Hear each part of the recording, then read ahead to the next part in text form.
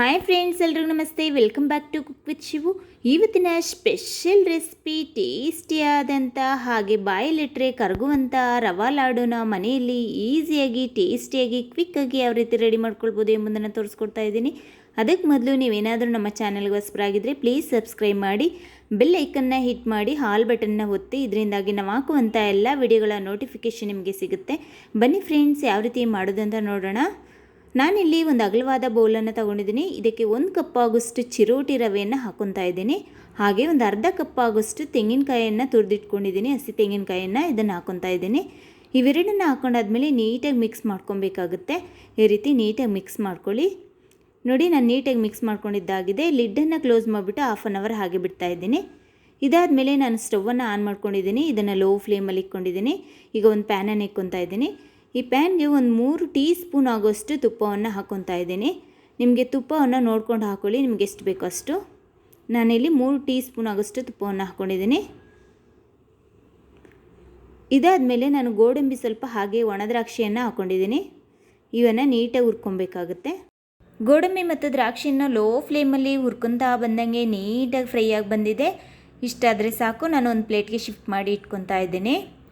ಇದಾದಮೇಲೆ 1 tea spoon ಆಗುವಷ್ಟು ತುಪ್ಪವನ್ನು ಮತ್ತೆ ಹಾಕ್ಕೊತಾ ಇದ್ದೀನಿ. ನಿಮಗೆ ತುಪ್ಪ ಎಷ್ಟು ಬೇಕೋ ನೋಡ್ಕೊಂಡು ಹಾಕ್ಕೊಳ್ಳಿ.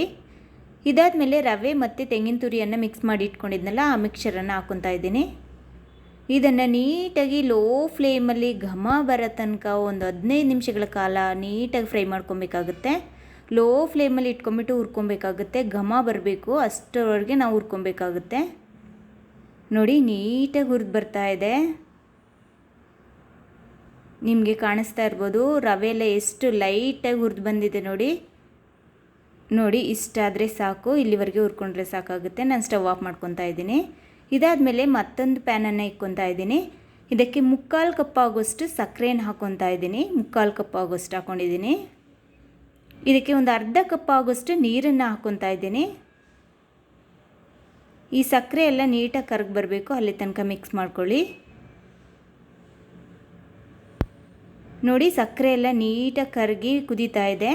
ಈ ಸ್ಟೇಜಲ್ಲಿ ನಾನು ಏಲಕ್ಕಿ ಪೌಡ್ರನ್ನ ಹಾಕ್ಕೊತಾ ಇದ್ದೀನಿ. ಇದನ್ನು ನೀಟಾಗಿ ಮಿಕ್ಸ್ ಮಾಡ್ಕೊಳ್ಳಿ. ಇಷ್ಟಾದಮೇಲೆ ನಾವು ಪಾಕ ಚೆಕ್ ಮಾಡ್ಕೊಬೇಕಾಗುತ್ತೆ. ನೋಡಿ, ಈ ರೀತಿ ಮಾಡಿಬಿಟ್ಟು ಒಂದೆಳೆ ಪಾಕವನ್ನು ಮಾಡ್ಕೊಬೇಕು. ಈ ರೀತಿ ಆಗುತ್ತೆ. ಇಷ್ಟಾದಮೇಲೆ ನಾನು ಸ್ಟವನ್ನು ಆಫ್ ಮಾಡಿಕೊಂಡು ಕೆಳಗಡೆ ತೆಗೆದಿಟ್ಕೊಂಡಿದ್ದೀನಿ. ನಾವು ಹುರ್ಕೊಂಡಿದ್ವಲ್ಲ ಆ ರವೆನ ಹಾಕ್ಕೊತಾ ಇದ್ದೀನಿ. ಇದಕ್ಕೆ ರವೆನ ಹಾಕೊಂಡಾದ್ಮೇಲೆ ನೀಟಾಗಿ ಮಿಕ್ಸ್ ಮಾಡಿ ಇಟ್ಕೊಬೇಕಾಗುತ್ತೆ. ನೋಡಿ ಫ್ರೆಂಡ್ಸ್, ಪಾಕ ಚೆಕ್ ಮಾಡಬೇಕಾದ್ರೆ ಒಂದೇಳೆ ಪಾಕ ಬಂದ ತಕ್ಷಣ ಸ್ಟವನ್ನು ಆಫ್ ಮಾಡ್ಕೊಬೇಕಾಗುತ್ತೆ. ಇಲ್ಲಾಂದರೆ ಪಾಕ ಏನಾದರೂ ಗಟ್ಟಿ ಆಯಿತು ಅಂದರೆ ತುಂಬಾ ಲಾಡು ಗಟ್ಟಿಯಾಗಿಬಿಡುತ್ತೆ. ಅದರಿಂದಾಗಿ ನಾವು ಪಾಕನ ಕರೆಕ್ಟಾಗಿ ಚೆಕ್ ಮಾಡ್ಕೊಬೇಕಾಗುತ್ತೆ. ಅಲ್ಲದೆ ಏನಾದರೂ ನಿಮಗೆ ಪಾಕ ಗಟ್ಟಿ ಆಗೋಯಿತು, ಸ್ವಲ್ಪ ಆಗೋಯಿತು ಅಂತ ಅನಿಸಿದರೆ ಸ್ವಲ್ಪ ಹಾಲನ್ನು ಸೇರಿಸ್ಕೊಳ್ಳಿ. ಒಂದು 2ರಿಂದ 3 ಚಮಚ ಹಾಲನ್ನು ಸೇರಿಸ್ಕೊಂಡು ಮಿಕ್ಸ್ ಮಾಡ್ಕೊಳ್ಳೋದ್ರಿಂದ ತುಂಬಾ ಸಾಫ್ಟ್ ಆಗುತ್ತೆ. ನೋಡಿ, ನಾನು ನೀಟಾಗಿ ಮಿಕ್ಸ್ ಮಾಡ್ಕೊಂಡಿದ್ದಾಗಿದೆ. ಆಗಲೇ ಹುರಿದಿಟ್ಕೊಂಡಿದ್ನಲ್ಲ ಗೋಡಂಬಿ ಮತ್ತು ದ್ರಾಕ್ಷಿ, ಅದನ್ನು ಹಾಕ್ಕೊತಾ ಇದ್ದೀನಿ. ಇದನ್ನು ಕೂಡ ನೀಟಾಗಿ ಮಿಕ್ಸ್ ಮಾಡ್ಕೊಬೇಕಾಗುತ್ತೆ. ಇದನ್ನು ಮಿಕ್ಸ್ ಮಾಡಿ ಆದಮೇಲೆ ಲಿಡ್ಡನ್ನು ಕ್ಲೋಸ್ ಮಾಡಿ 10 ನಿಮಿಷ ಹಾಗೆ ಬಿಡ್ತಾ ಇದ್ದೀನಿ. ನೋಡಿ, ಲಿಡ್ಡನ್ನು ಓಪನ್ ಮಾಡ್ತಾ ಇದ್ದೀನಿ. ನೋಡಿ, ಉಗುರು ಬೆಚ್ಚಗಾಗಿದೆ. ಈಗ ನಾನು ಉಂಡೆ ಇಡಲಿಕ್ಕೆ ಸ್ಟಾರ್ಟ್ ಮಾಡ್ತಾ ಇದ್ದೀನಿ. ಈ ರೀತಿ ಸ್ವಲ್ಪ ತೊಗೊಂಬಿಟ್ಟು ಉಂಡೆಯನ್ನು ಟೈಟಾಗಿ ಮಾಡಿ ಹಿಡ್ಕೊಬೇಕಾಗುತ್ತೆ. ಈ ರೀತಿ ಉಂಡೆಯನ್ನು ಮಾಡ್ಕೊಳ್ಳಿ, ಟೈಟಾಗಿ ಹಿಡಿದು. ನೋಡಿ ಎಷ್ಟು ಚೆನ್ನಾಗಿ ಉಂಡೆ ಆಗಿದೆ ಅಂತ.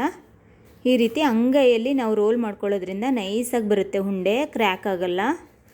ಇದೇ ರೀತಿ ನಾನೆಲ್ಲ ಉಂಡೆಯನ್ನು ಮಾಡಿ ಇಟ್ಕೊತಾ ಇದ್ದೀನಿ.